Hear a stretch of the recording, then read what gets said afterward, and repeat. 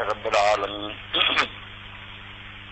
وصلی اللہ تعالی علی خیر خلقہ سیدنا و نبینا محمد آلہ وصحبہ اجمعین، اما بعد۔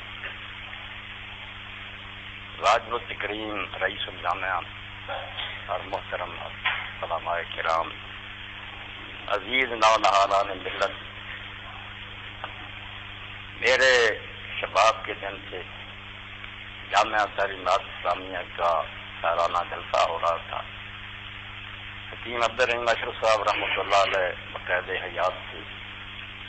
حکیم صاحب صرف ایک فرد نہیں تھے، بلکہ میں دل کی گہرائیوں سے اس بات کا آپ کے سامنے اقرار کرتا ہوں کہ صدیوں آسمان گھومتا رہتا اور پھر ایسے لوگ پیدا، بہت عظیم آدمی۔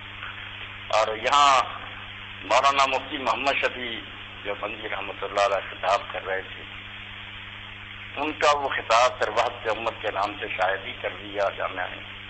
اس میں ایک واقعہ جو مفتی صاحب نے بیان فرمایا وہ میں پھر دہرانا چاہتا ہوں، میری گفتگو اسی کے گرد ہوگی۔ مفتی محمد شفیع رحمۃ اللہ علیہ شاگرد تھے مولانا محمد انور شاہ کشمیری رحمۃ اللہ علیہ کی۔ قادیان میں قادیانیوں کے خلاف کانفرنس ہوئی تو مفتی محمد شفیع صاحب فرماتے ہیں کہ ہم فجر کی نماز کے بعد مولانا انور شاہ رحمۃ اللہ علیہ کی خدمت میں حاضر ہوئے تو انہیں بڑا افسردہ اور غمگین پایا۔ تو ہم نے پوچھا کہ حضرت صاحب اتنے کیوں پریشان ہیں؟ فرمایا عمر ضائع۔ تو ہم نے کہا آپ جنہوں نے ساری عمر حدیث پڑھائی، طالب علموں کو اللہ کے دین کا درس دیا، آپ کہتے ہیں عمر ضائع کی؟ تو فرماتے ہاں اب میں سوچتا ہوں کہ ہم کن کاموں میں لگے رہے، صرف اس بات پر ساری عمر اپنی صرف کر دی کہ حنفیت کو شافعیت پر ترجیح دی۔ یہ ثابت کرے کہ امام ابو حنیفہ رحمۃ اللہ علیہ کے مسائل یا ان کے اتحاد دوسرے ائمہ کے اتحادات کے مقابلہ میں اقرب الکتاب و سنت۔ حالانکہ امام ابو حنیفہ کو نہ اس کی ضرورت تھی، نہ دوسرے ائمہ کا اس سے کچھ بگڑتا تھا، کوئی کام نہیں تھا۔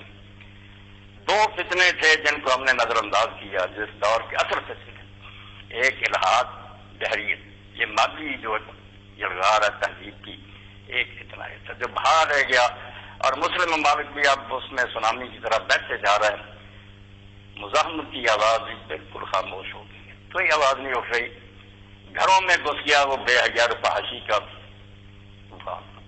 اور دوسرا فرمایا یہ قادیانیت، نئی نبوت کا فتنہ، اس بارے میں بھی جو کام ہمیں کرنا چاہیے تھا نہیں۔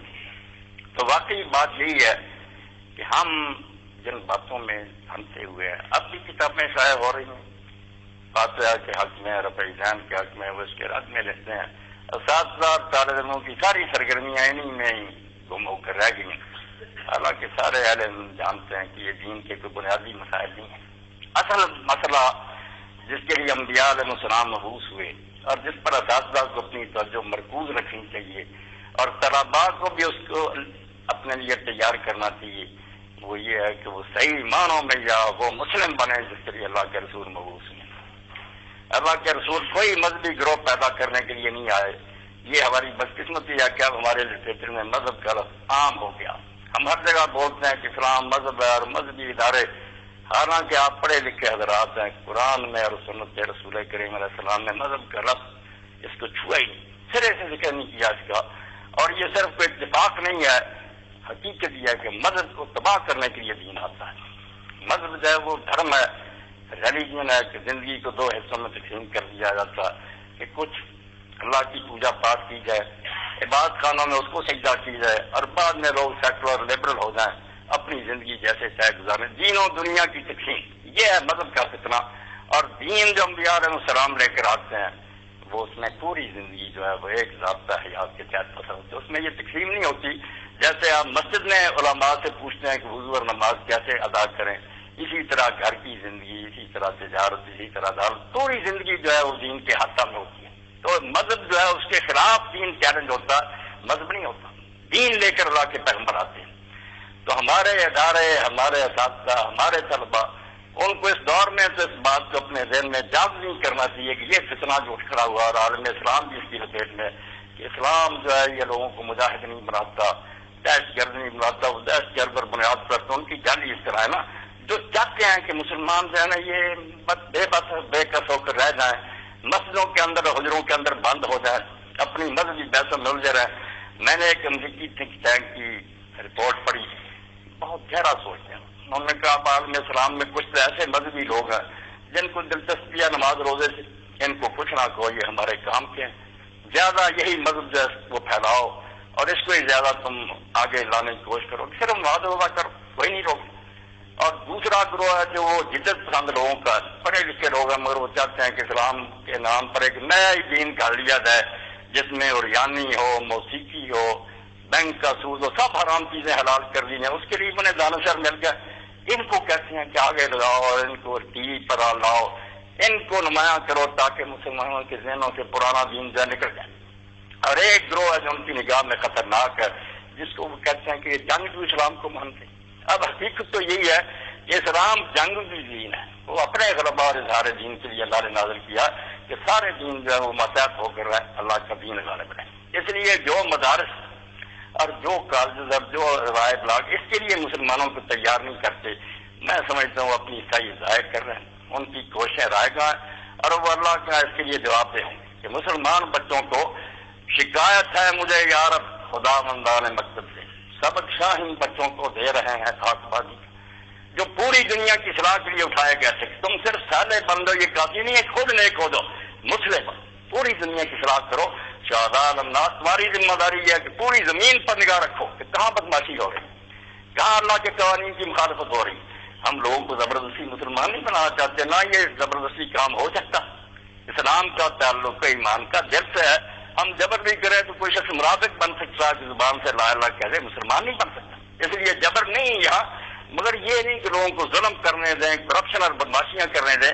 اس کے لیے جو پوزیشن آپ ناراض نہ، جو امریکہ نے اب حاصل کر لی ہے ہماری، کہ ہم دنیا کے چودھری ہوں اور پوری زمین پر نگاہ رکھیں کہ کہیں بھی بدماشی ہوگی ہم پیش قدمی کر کے جائیں گے۔ اب تو ہم اس جہاد کا بھی دفاع نہیں کر رہے جو دفاعی ہے، کہ اپنی جان بچانے کے لیے لڑنے کو بھی لوگ کہتے نہیں بس ہتھیار ڈال دو ہمارے سامنے سجدہ ریز ہو جائے۔ بھائی اسلام میں تو دفاعی کی بجائے جارحانہ جنگ ہے۔ اگر کوئی آدمی نہیں شرارت کرتا پھر بھی آپ کو حق ہے کہ دیکھیں کہ یہ دین کے خلاف تو نہیں جا رہا۔ اگر مخلوق خدا کو ستایا جا رہا آپ نوٹس دیں ان کو کہ یا اسلام قبول کرو یا ذمہ ہو جاؤ یا معاہد بنو، ہمارے ساتھ صلح کر لو اور لوگوں کو عمل سے رہنے دو، پھر ہم کچھ نہیں کہیں گے، ورنہ ہم پیشگی حملہ کریں گے۔ اور آپ ستار حدیث کی کتاب میں دیکھیں دفاتر، یہاں بھی جہاد کے ابواب پر بحث ہوئی ہے۔ یہ جو اقدامی جہاد ہے اس کو فرض کفایہ قرار دیا۔ ہر سال امیر المومن جو 1 یا 2 مرتبہ لشکر بھیجے کفار کے علاقوں میں، وہاں زبردستی قبضہ کریں کہ خدا کی زمین پر خدا کے باغی نہیں حکومت کر سکتے۔ مگر اب ہماری بے بچی کا آپ ہاتھ جوڑ رہے ہیں کہ اللہ کے لیے معاف کر دو، ہم تو وراثت ہے۔ اس لیے جو علم دین سکھانا چاہتا ہے وہ چند مذہبی بحثیں نہیں ہیں۔ آپ دیکھتے ہیں کہ آپ بخاری شریف اور دوسری حدیث کی کتابیں پڑھتے ہیں جہاں طہارت کے ابواب ہیں، صلاۃ کے ابواب ہیں، وہاں آپ قضاء کے ابواب نہیں پڑھتے، شہادات نہیں ہے، حدود نہیں ہے، احکام ہے کہ خلیفہ وقت کیسے منتخب ہو، کہاں تو اس کی اطاعت کی جائے، کب بغاوت کی جائے، سارے احکام تفصیل سے بیان ہوئے۔ اور اس پر مجھے ایک انگریز کا واقعہ یاد ہوتا ہے، مسلمانوں کے ہرلے تھا، اس کا نام فاروق ہرلے نام رکھا گیا۔ اب لندن کی مسجد میں اس نے جو بات کہی کہ لوگوں مجھے اسلام کی ہر بات پسند آئی ہے اور قرآن ہر لحاظ سے مکمل کتاب ہے، مگر اس میں ایک خامی رہ گئی، لوگ چونکے توبہ توبہ توبہ، کلمہ پڑھنے کے بعد کہتا قرآن میں خامی۔ بات اس نے بڑی اچھی کی، بس ڈرایا ایسا تھا کہ پہلے لوگ کہاں گئے، بات ٹھیک تھی، اس نے کہا اس میں یہ خامی رہ گئی ہے کہ یہ مسلمانوں کو غلامی کا طریقہ نہیں سکھاتا کہ غلام رہ کر کافروں کے زیر سایہ تم کس طرح زندگی بسر، کوئی ہدایت نہیں، یا انقلاب لاؤ وہاں یا ہجرت کرو۔ سورہ نساء میں آپ دیکھتے ہیں کہ رسول اللہ پر ایمان لائے صحابہ تھے، کچھ مجبوریاں ہوں گی، مکہ سے نہیں نکلے۔ اللہ کہتا جب فرشتوں نے ان کی جانیں قبض کی تو پوچھا فیما کنتم، یہ کون سا اسلام تھا جس نظام پر تم ایمان رکھتے تھے وہ یا نافذ نہیں تھا اور تم یہاں بیٹھے رہو؟ انہوں نے کہا کلنا مستضعفین فی الارض، ہم تو زمین میں بے بس تھے۔ انہوں نے کہا رسول اللہ مہاجرہ تھی، اللہ کی زمین تنگ ہوگی نکل جاتی۔ مسلمان کے لیے بے غیرتی اور ذلت کی زندگی ہے کہ وہ ایسی جگہ رہے جہاں اس کے خدا کا قانون نہیں چلتا، اللہ کی کتاب اور رسول کی سنت مانتے رہو، وہ الماریوں میں بند رہے اور بندے اپنا قانون چلائے۔ آپ جانتے ہیں کہ اس کو طاغوتی نظام کہتے ہیں، اور طاغوت سے کفر ایمان باللہ سے پہلے ہے، میں یکفر بالطاغوت سے یوم باللہ، اللہ کو بعد میں ماننا، پہلے ان کو چیلنج کرو جو انسان ہوتے ہوئے بندوں پر اپنے قوانین جاری کریں۔ تو اس لیے آپ دیکھیں گے جو فضائل علم کے ان کے بیان کرنے کی ضرورت ہے، آپ سب جانتے ہیں، اور ان میں سب سے بڑی فضیلت جو ہے جو وہ یہی ہے کہ علماء ورثۃ الانبیاء کا، نبیوں کے وارث۔ اب نبی کیا کرتے تھے؟ اور اس سے آپ کو میں اشارتاً کہتا ہوں موجودہ زمانے کے قادر نبی کا بھی پتہ چل جاتا، زیادہ بحثوں کی ضرورت نہیں کہ ساری عمر اس کی طرف ہوگی کتاب کی غلامی کا۔ پہلی کتاب برائے احمدیہ لکھی، اس نے یہ کام کیا اور آخر تک کرتا رہا، اور کوئی کام ناگا ہو گیا تھا مگر غلام احمد نے اس بات کو ناگا نہیں کیا اور اپنی اس خدمت کو باقاعدہ حکومت برطانیہ کے سامنے تحریری طور پر پیش کرتا رہا کہ جو خدمت میں آپ کی سر انجام دے رہا ہوں یہ دنیا میں کوئی سر انجام نہیں دیتا، کہ میں جہاد کو حرام ٹھہراتا ہوں، اس مہدی اور مسیح کا انکار کرتا ہوں جو تلوار لے کر آئے گا، جہاں جہاں میری یہ تحریریں جائیں گی مسلمان جہاد کو چھوڑ دیں گے اور آپ کو ان ملکوں پر قبضہ کرنے میں آسانی ہوگی۔ یہ اعلانیہ اللہ کے پیغمبر طاغوتی حکومتوں کا تختہ اٹھنے کے لیے آتے ہیں، اور اسی لیے یہ لوگ جو جھوٹی نبوت کے مدعی سب سے بڑے دشمن علامہ اقبال مولویوں کی طرح یہ بحث نہیں کرتا رہا کہ عیسیٰ علیہ السلام زندہ یہ مدعا، یہ الجھانے کے لیے اصل چہرہ دیکھنا چاہیے۔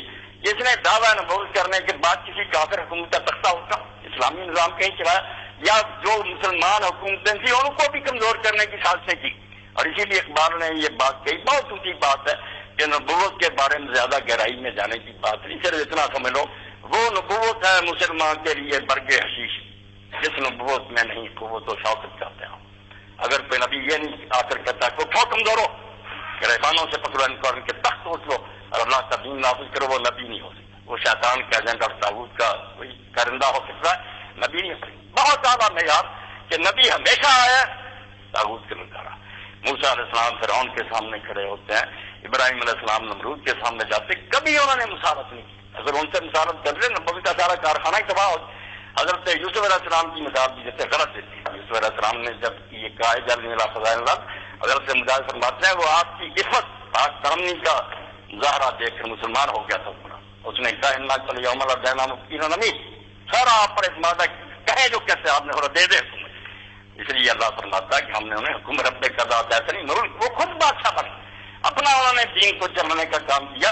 اس لیے دین جس علم کی تلقین میں کرتا اس سے مراد صرف کتابیں پڑھنا نہیں، نہ ڈگریاں حاصل کرنا، بدقسمتی کے علم میں دین بھی اب ہمارے یہاں صرف دنیا کمانے کا ذریعہ بن گیا۔ میں بالکل صاف صاف بات آپ کے سامنے کہہ رہا ہوں کہ بچے پڑھ رہے نا، چلو کسی مدرسے میں کوئی روٹی کمانے کے لیے ملازمت مل جائے گی، کوئی مسجد مل جائے گی، بہت نیچے کر گیا۔ انبیاء علیہ السلام نے کوئی اجر نہیں مانگا تھا، اور ہم اپنے اگر پہلے اور علماء کو دیکھیں تو دیر تک ہی بحث رہی کہ آیا تعلیم دین پر اجرت لینا جائز بھی ہے، یعنی بعد میں لوگوں نے کہا یار اجرت نہیں دیں گے تو دین کا علم ہی ورنہ متقدمین بہت مرادان تھے کہ کیوں اجرت دیتے ہو، اللہ کے لیے لوگوں کو پڑھاؤ۔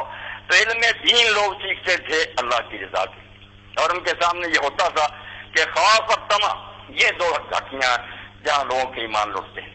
کیوں لوگ صحیح چیز بیان نہیں کرتے، حق کو چھپاتے ہیں؟ بڑے بڑے علماء ہوتے ہیں، حضرت کعب احبار سے حضرت عمر رضی اللہ تعالیٰ نے پوچھا کہ علماء کون ہیں؟ بہت اچھی تعریف کی، اساتذہ کو بھی سیکھنا چاہیے کہ کتابیں نہ پڑھائیں، آپ کو نمونہ ہونا چاہیے، بچے جو ہے نا آپ سے کچھ آداب بھی سیکھیں، ان کی زندگی بدلے۔ ان تحلیہ بالمکارم مقدم علی تعلیم المسائل، مسائل سکھانے سے بہتر ہے کہ آپ ان بچوں کا کردار سنواریں، نمازی ہوں، تہجد پڑھنے والے ہوں، سچ بولنے والے ہوں، وعدہ وفا کرنے والے ہوں، لوگوں کے ساتھ اچھا سلوک کر ان کو انسان بنا کر نکالیں، ورنہ میں علم جائے یہ بارے جان ہے علم را برتن رنی بارے پر، اگر اس سے دنیا کماؤ گے یہ لعنت کا توت بن جائے گا، جہنم کا ایندھن بنو گے۔ علم را برتن رنی یارے پر، اگر دل میں اتر گیا اور کردار میں آ گیا، آپ اس کے مطابق سچے مومن بن گئے، اس سے بڑی کوئی فضیلت۔ تو علم ہے انبیاء کا ورثہ، اور اللہ کے رسول نے فرمایا جو لوگ سفر کرتے ہیں علم حاصل کرنے کے لیے وہ ان کے لیے جنت کا راستہ آسان کر دیا جاتا، لوٹنے تک وہ جہاد میں ہوتے ہیں۔ مگر اساتذہ کو بھی چاہیے کہ وہ ایک تو جو علوم صرف آبا ہے ان سے عربی زبان آ جاتی ہے اس پر عمریں ضائع کر دیتے ہیں، اور مولانا مسعود الندیر رحمۃ اللہ نے ٹھیک کہا تھا کہ یہ کافیہ اور اس کی شرح جامی لکھی اس لیے گئی کہ لوگوں کو عربی نہ آئے، ساری عمر پڑھتے ہیں عبارت نہیں پڑھتے۔ یہ دین سے دور کرنے کا ایک طریقہ، کئی سال اسی میں ضائع کرتے ہیں۔ میں کیوں نہیں آپ ایک سیدھا سا رسالہ ناز کا پڑھا دیتے ہیں سر کا، اس کو عبارت پڑھنی آ گئے، سمجھ نہیں آ گئے، کیا لیں گے اس فلسفے سے، یہ کیوں ہے یہ کیوں ہے، یعنی ناز کو بھی ایک فلسفہ بنا دیا۔ اس کی بجائے جو علوم اصل مقصود تھے اللہ کی کتاب کی